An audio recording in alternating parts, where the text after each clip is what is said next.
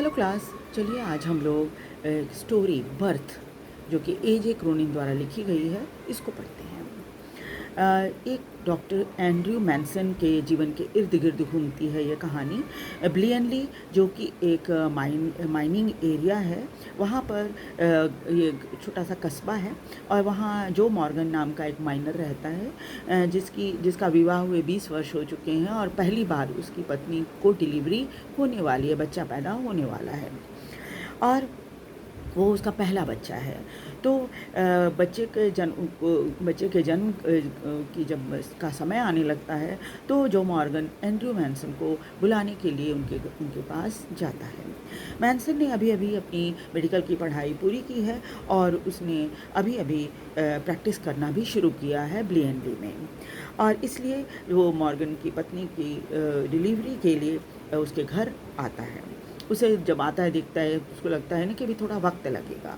Morgan को भरोसा है कि डॉक्टर उसके कठिन समय में ज़रूर उसके मददगार साबित होगा, और सूजन मॉर्गन बहुत ही कठिन तकलीफ़ से गुज़र रही थी और उसकी पीड़ा बहुत ही खतरनाक भी थी। एंड्रू मैनसन के लिए वह समय बहुत ही तनावपूर्ण था। शायद वो रात उसके लिए अब तक की सबसे कठिन रात थी और बच्चे का जन्म होता है लेकिन वो बेजान है, स्टिल चाइल्ड जो बोल रहा था वो है। और उधर सूजन मॉर्गन की हालत भी बहुत नाजुक हो जाती है। पहले तो डॉक्टर को लगता है कि माँ की जान बचाना ज़्यादा इम्पॉर्टेंट है, इसलिए वो माँ की देखभाल पहले करता है, उनको इंजेक्शन वगैरह देता है। जब उसकी हालत थोड़ी स्टेबल हो जाती है तब वो बच्चे की तरफ ध्यान उसका जाता है।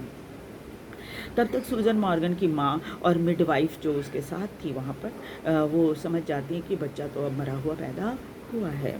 परंतु डॉक्टर मैनसन हार नहीं मानते। पढ़ाई के समय में उन्हें जो ट्रेनिंग दी गई थी उसके दौरान उन्होंने ये सीखा था कि ठंडे पानी के और गर्म पानी की सेक देने से और CPR जो मुँह से दिया जाता है वो देने से कभी कभी जान वापस आ जाती है, इसलिए उन्होंने वही किया।